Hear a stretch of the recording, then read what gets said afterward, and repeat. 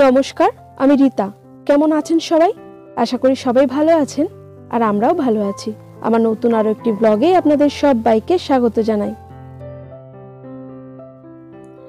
আজ আমি আপনাদের সঙ্গে যে ব্লগটা শেয়ার করতে চলেছি, এটা পৌষ সংক্রান্তির আগের দিনের ব্লগ। আর গতকাল আমি আপনাদের সঙ্গে কোনো ব্লগ শেয়ার করতে পারিনি, কারণ অনেকটাই দেরি হয়ে গেছিলো ভিডিও এডিটিং করতে করতে।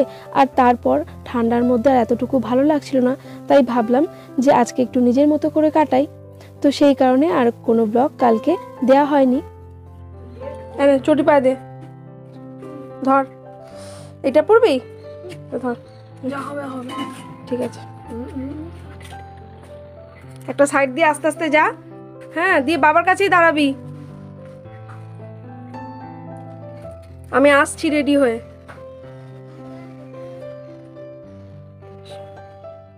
আর আজ অনেকটা দেরি করে উঠেছি, প্রায় সকাল 8টা বেজে গিয়েছে। আর তারপর ঘুম থেকে উঠে একটু ফ্রেশ হয়ে নিয়ে চা খেয়ে নিয়েছি। আর তারপর সোনাকে খানিকক্ষণ পরিয়ে নিয়েছি। আর কিছুটা আটা মাখা ছিল, আর একটু মেখে নিয়ে 4টে কি 5টা পরোটা মতো হয়েছে। তো হাজবেন্ড তো অনেক সকালেই তার কাজে বেরিয়ে গেছেন, তো সেই কারণে তার জন্য একটু আলু চচ্চড়ি করলাম, একটু ফুলকপি, আলু, টমেটো, ধনেপাতা দিয়ে। আর একটু পরোটা বানিয়ে নিলাম, সেখান থেকে সোনাকে একটা দিয়েছি। তো সে বলল, মাম্মা আমাকে একটা দিলে, কারণ গতকালের একটু ভাত আর মাছও পড়ে আছে সোনার। তো ভাবছি ওটা এসে গরম করে সোনাকে খেতে দেবো, আর আমি একটু মুড়ি খেয়ে নেব। তো সেই কারণে সোনার হাত দিয়ে আগে হাজব্যান্ডের টিফিনটা পাঠিয়ে দিলাম। আর এখন এই তো আমিও রেডি হয়ে বেরিয়ে পড়ছি, কারণ আগামীকাল আসছে পৌষ সংক্রান্তি। তো তার জন্য কিছু বাজার তো করতেই হবে, আর আজকের জন্য একটু মাছও আনবো। তো সংসারে আরও কিছু দরকার আছে, তো সেই জিনিসগুলো আনার জন্যই এখন বাজারে যাচ্ছি, যেগুলো সোনা একা নিয়ে আসতে পারবে না। আর এই তো আমি রেডি হয়ে নিয়েছি। আর চশমাটা নিতে একেবারেই ভুলে যাচ্ছিলাম। এটা না নিলে তো কি টাকা পয়সা দিলাম না দিলাম অনেক সময় বুঝতেই পারি না, কারণ চোখের পাওয়ারটা অনেকটাই বেড়ে গিয়েছে। আর এই তো বেরিয়েও পড়েছি। আমি জানি আপনারা অনেকেই আমার ব্লগের জন্য অপেক্ষা করেন, কিন্তু আসলে কি হয়, কখনো কখনো একটু অলসতা কাজ করে, মনে হয় একটু নিজের মতো করে একটু কাটাই। আর এই সব করতে গিয়েই ব্লগটা দিচ্ছি দেবো করতে করতে আর এডিটটা কমপ্লিট করে উঠতে পারিনি।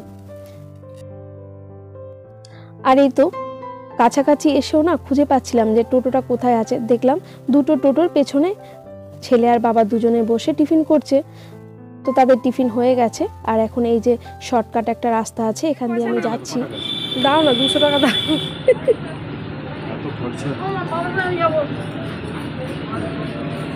তাহলে মাছের দাম দিয়ে দেবে, তুমি বলে দাও। কি নাকি আমি নিয়ে দেবো? যাচ্ছি, তুমি বলো।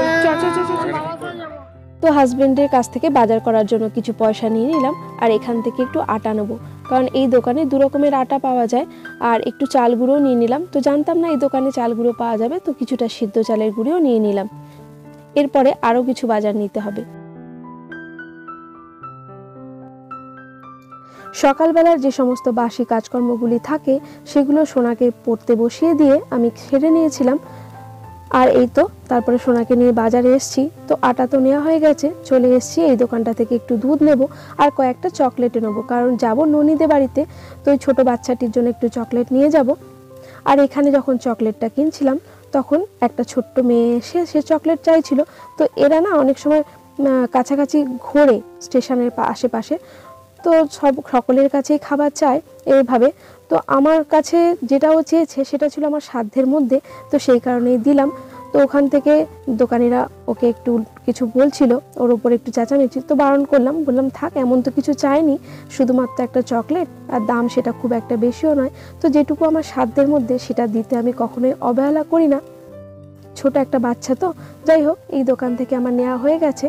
তারপরে এই যে মাছ বাজারে চলে এসেছি, আর হাজব্যান্ড তো অনেক আগেই চলে এসছে, কারণ তাকে বলে দিয়েছিলাম যে মাছটা নেব সেটা তুমি দেখে দাও, আমি যাচ্ছি।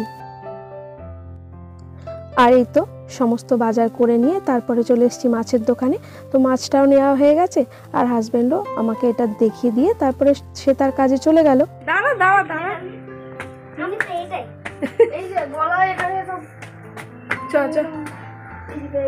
সব তো শুনি দেখি ওর স্ট্রবেরি কত বড় হয়েছে। স্ট্রবেরি নাকি ওটা লাল হয়ে যাবে একটু রোদে রেখেছি। Good morning. চারাটাই এখন যা রেখে দিয়ে রোদটাই। আর আমাদের আশাতে ননি তো ভীষণই খুশি হয়েছে, ওর স্ট্রবেরিটা কতটা বড় হয়েছে সেটাও দেখিয়ে দিল। আর এই তো রিপা, ননির মা, তো ওর তো রান্নাবান্না একেবারে কমপ্লিট, আর আমার তো এখনও রান্নাটাও হয়নি। আর রিপা সঙ্গে সঙ্গে চা করে দিল, কারণ জানে আমি দুধ চা খেতে ভালোবাসি। তাই বললো দিদি একটুখানি বসো, কারণ আমি ওকে বারে বারে বলছি আমি এইমাত্র চা খেয়ে এসেছি। আর ননিও এত খুশি যে নিজের ভাগের কেকটা দিয়ে প্লেটটা কি সুন্দর করে সাজিয়ে দিল। খুব ভালো ছেলেটা, জানেন তো, ভীষণ ভালো মনের মানুষ। আর এই যে সোনা আর আমি এখন চা খেতে বসে পড়েছি।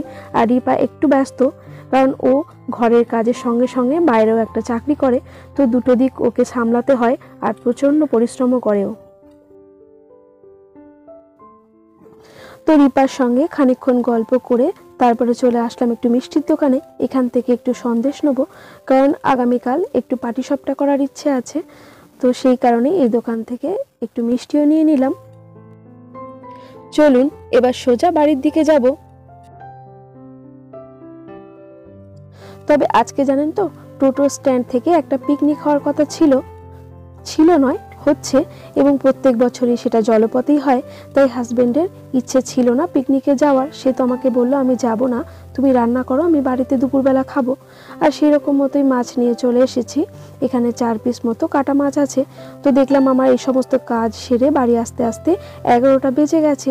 তো আর সময় নষ্ট না করে জামা কাপড় কিছু চেঞ্জ করে নিই, হাত পা ধুয়ে ফ্রেশ হয়ে নিয়ে একদিকে ভাত বসিয়ে দিলাম, আর মাছটা ধুয়ে চট করে মাছ ভাজতে বসিয়ে দিলাম। আর এই সময়ের মধ্যে আমি চট করে স্নানটাও সেরে নিয়েছি একেবারে 5 মিনিটের মধ্যে। আর তার মধ্যে সোনাকেও খেতে দিয়ে দিয়েছি, জানেন তো, ভাতটা গরম করে, মাছের ঝোলটা গরম করে। তো সোনা খেতে খেতে আমি স্নান করেও চলে এসেছি। আর এই তো এখন একটু সিঁদুর পরিয়ে নিচ্ছি, এবং হাতে পায়ে একটু তেল আর মুখে ময়শ্চারাইজার লাগিয়ে নিলাম, কারণ শীতের দিন তো প্রচণ্ডই টান ধরে, তো এইটুকু তো করতেই হয়।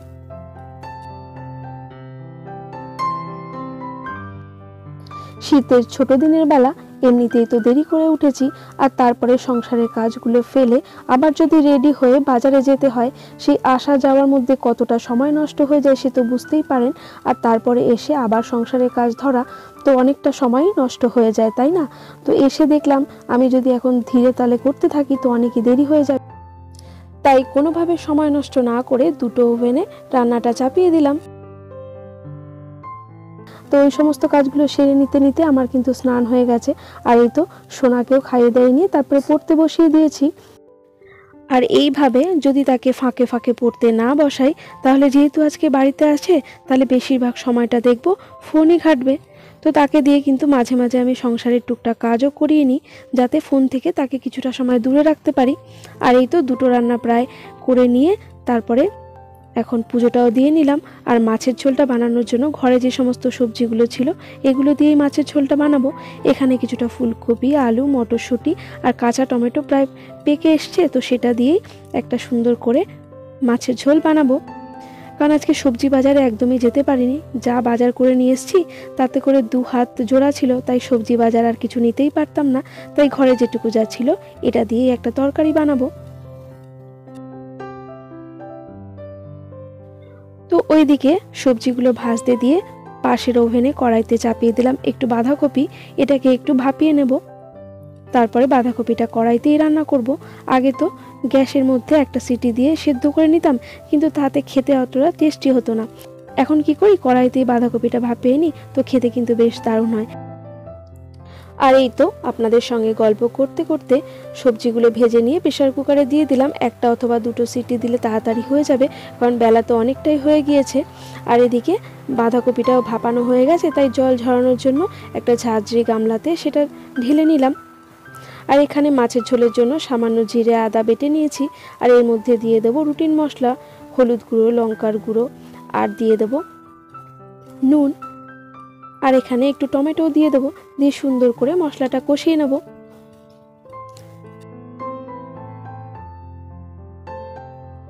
আর এই তো মশলাটা সুন্দরভাবে কষানো হয়ে গেছে। তারপর সেদ্ধ করা সবজিটা এর মধ্যে দিয়ে দিলাম। আর এই যে ঝোলটা ফুটে উঠলে তার মধ্যে ভেজে রাখা মাছগুলোও দিয়ে দিলাম। মাছগুলো একটু উল্টে পাল্টে দিলাম। আর এইবার নামানোর আগে একটু ধনেপাতা কুচি চারিদিকে ছড়িয়ে দিলাম। ব্যাস, মাছের ঝোল রেডি। আর এই মাছের ঝোলটা খেতে কিন্তু অপূর্ব সুন্দর হয়েছিল। তবে হাজবেন্ড এবং সোনার ইচ্ছে ছিল আমি যেন মাছের ঝাল বানাই, কিন্তু আমি ভাবলাম ঘরে অনেক কিছু সবজি আছে, তো সমস্ত শীতের সবজি দিয়ে একটু মাছের ঝোল করলে তো খেতে ভালো লাগে। আর দেখুন কালারটা কি দারুণ এসেছে, তাই না? এর মধ্যে একটু যদি শিম দেওয়া যেত তাহলে আরোই ভালো হতো। রান্না বান্না তো আমার কমপ্লিট। এখন প্রায় 1:10 কি 15 মতো বাজে, আর হাজবেন্ড এসে বলল যে পিকনিকে যাবে, কারণ যাওয়ার কথা সেভাবেতে ছিল না, বলল পার্টনার যদি পাই তাহলে বেলার দিকে যেতেও পারি। আর এই যে পার্টনার তো জোগাড় হয়ে গেছে, আর সেটি হচ্ছে হাজবেন্ডেরই বন্ধু ননির বাবা। তো আর কি করা যায়, কারণ 1:45 ট্রলার, তাই আমাকে এসে বলল কোথায় ভুট্টা আছে একটু পরিষ্কার করে দাও। তো সেটাই করে দিলাম, আর এখন বেরিয়ে পড়ছে। তো কি আর করা যাবে, রান্না যেরকম আছে অসুবিধে নেই, রাতের দিকে আমাকে আর রান্না করতে হবে না। তো সোনা একটু ঘ্যান ঘ্যান করছিল যাওয়ার জন্য, কিন্তু ওখানে তো কোনো ফ্যামিলি পিকনিক নয়, শুধুমাত্র যারা টোটো স্ট্যান্ডে থাকে তাদের জন্যই। আর এই তো হাজবেন্ড বেরিয়ে গেলেন, আর আমিও রান্না শেষে সুন্দর করে গ্যাস টেবিলটা পরিষ্কার করে নিলাম, কারণ চারিদিকে তো মাছ ভেজেছি, সমস্ত কিছু ছিটে চারিদিকে ছড়িয়ে থাকে, তো একটু পরিষ্কার করে নিলে দেখতেও ভালো লাগে। তো ব্যাস হয়ে গেছে, এবার সোনা আর আমি খেতে বসে পড়বো। তো সময় বেশি হয়নি, 1:30 বা 1:45 মতোই হবে। তো তাড়াতাড়ি করে খেতেও বসে পড়লাম, কারণ অন্য দিনগুলোতে না হাজবেন্ডের জন্য অপেক্ষা করি, তো তাতে অনেকটা দেরি হয়ে যায়, সোনাও খেতে চায় না আর আমারও খাওয়া হয় না। তাই বসতে বসতে 2:30, 2:45 এবং খেয়ে উঠতে উঠতে 3টে থেকে 3:30 আমাদের বেজে যায়। আর সোনা যদি স্কুলে থাকে তাহলে আমাকেই অপেক্ষা করতে হয়। আর এই তো এবার চলুন খাওয়া দাওয়াটা সেরে নিই। আমার আজকের ব্লগটি আপনাদের কেমন লাগলো একটা কমেন্ট করে জানাবেন, যদি ভালো লাগে একটা লাইক করবেন। আর এই ধরনের ভিডিওগুলি যদি আপনারা প্রতিনিয়ত দেখতে চান তাহলে চাইলে আমার চ্যানেলটি সাবস্ক্রাইবও করতে পারেন। আর যারা যারা তা করে ফেলেছেন তাদের অসংখ্য ধন্যবাদ। আপনাদের কমেন্ট নিয়ে কিছু কথা বলার আছে, তার আগে বলি খাওয়া দাওয়া সেরে ছেলে আর মা দুজনে মিলে চলে এসেছে একটু ভাটাতে। এখানে একটু রোদটা ভালো পড়ে, বাড়িতে তো একদমই রোদ থাকে না। তো যাই হোক, আপনারা যে এত সুন্দর কমেন্ট করেন, আপনারা তো আমাকে দেখতে পান, কিন্তু আমি তো আপনাদের দেখতে পাই না। ওপার থেকে আপনারা আমাকে যে এতটা ভালোবাসেন তা ইউটিউবের মতো একটা প্ল্যাটফর্মে না আসলে সত্যিই বুঝতে পারতাম না। আপনাদের কমেন্টের মধ্যে দিয়ে আমি বুঝতে পারি যে আপনারা কতটা কাছের মানুষ আমাকে করে নিয়েছেন, আর এই জন্য নিজেকে সত্যি আমি অনেকখানি ধন্য মনে করি। আপনাদের কাছ থেকে এই যে এতটা ভালোবাসা পাচ্ছি, সেটা আমি আপনাদের বলে বোঝাতে পারবো না যেটা আমার কাছে কত বড় পাওয়া। আমি চাইবো আগামী দিনেও যেন এই ধরনের ভালোবাসা আমি আপনাদের কাছ থেকে পাই। এরই সাথে বিদায় নিয়ে নেব। সকলে ভালো থাকবেন, আবারও দেখা হবে।